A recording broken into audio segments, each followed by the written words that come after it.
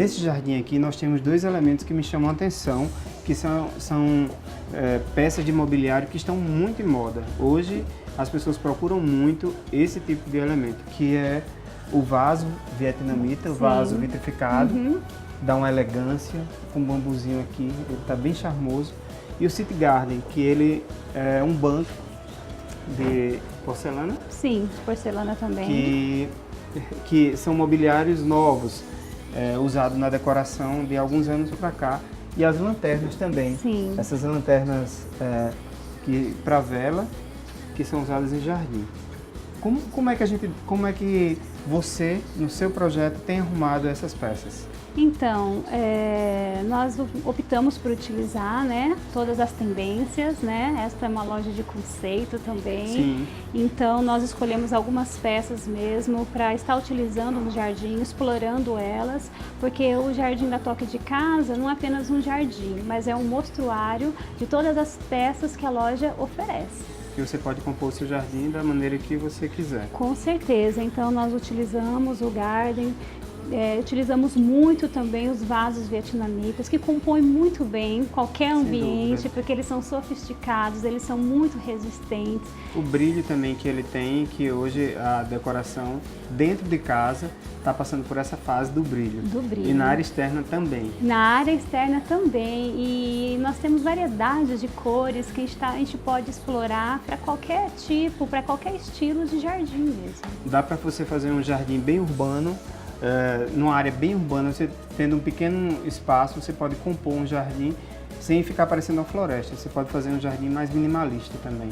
Mais minimalista, né? Com uma linguagem mais sofisticada, mais requintada através dos vasos vietnamitas, né? Sem dúvida. Por causa do brilho, da cor, trabalhando com contrastes também.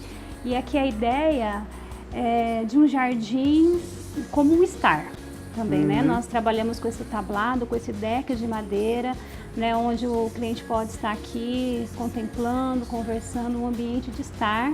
E esse mobiliário, essa estante, foi realmente para expor os produtos da loja e como um apoio também, né, dessa área de estar.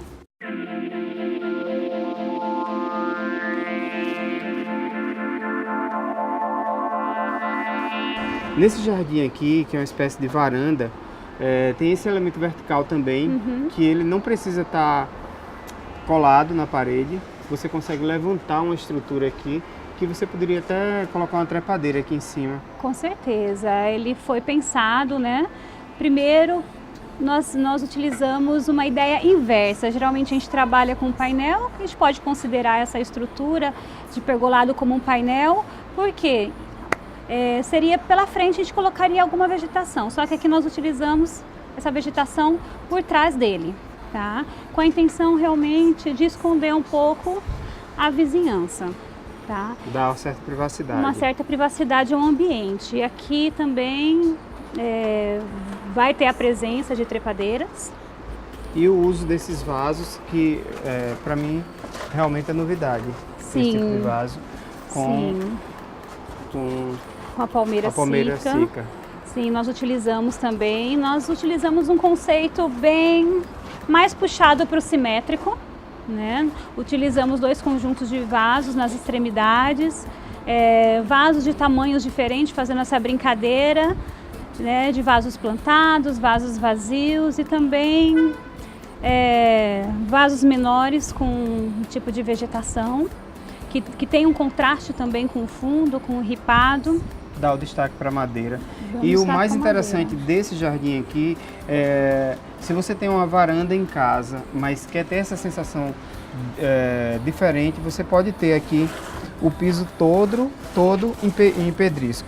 Sim. Isso é muito interessante. Sim, essa foi a ideia mesmo, de tampar todo o piso desse espaço, no caso é um porcelanato, e revestir com as pedras, né? Porque proporciona mais um efeito de jardim, um efeito de área externa, que é realmente ao ambiente. Nós trabalhamos também com essas bolachas de madeira, que são super fáceis de serem encontradas. Sim, a gente acha muito isso aqui na cidade, é muito fácil.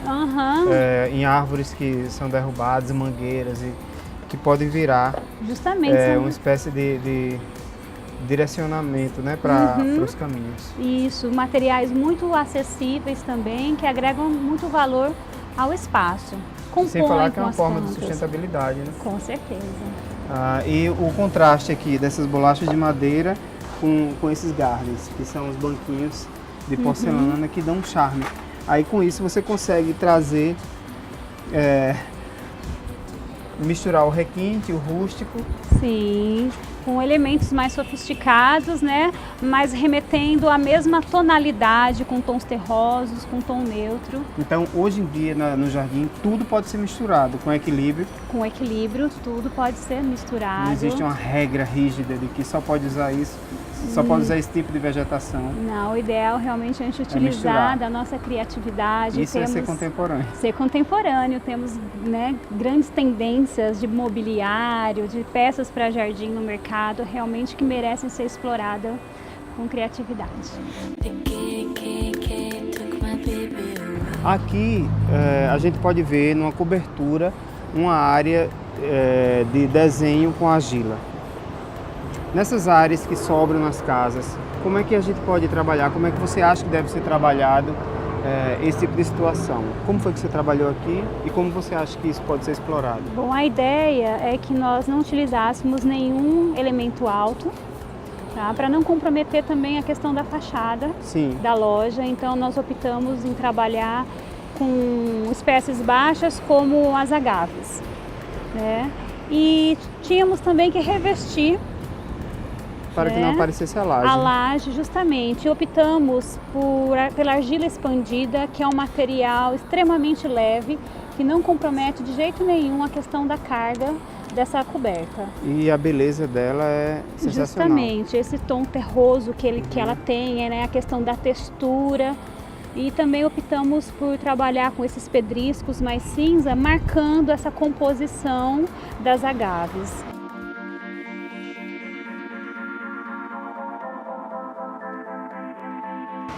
Patrícia, sobre a iluminação do jardim, a gente sabe que não há necessidade de você ter aquela iluminação da cozinha, aquela luz direta, a ideia de relaxar, de dilatar a pupila mesmo, da gente conseguir ter penumbras. Como é que você concebeu a iluminação para esse espaço? Então, aqui a ideia foi a gente ter realmente uma iluminação mais amena, mais tranquila, né? E nós identificamos alguns pontos realmente que precisavam desse foco, né, de iluminação para valorizar alguns elementos, né? Como, por exemplo, para começar da descida do espaço, né? Através da escada. O vazado da escada já cria uma sombra. O vazado da escada já cria uma sombra e a fita de LED ao redor dessa passarela, ela proporciona um efeito de leveza na estrutura. Parece que está flutuando mesmo. Justamente. E destaca as texturas, como no caso tanto do pedrisco quanto do tijolinho aparente. E o mesmo conceito foi utilizado no espelho d'água, né? Focando nas bolas cimentícias, proporcionando um efeito de leveza. Parece que as bolas estão, na verdade, flutuando sobre o espelho d'água.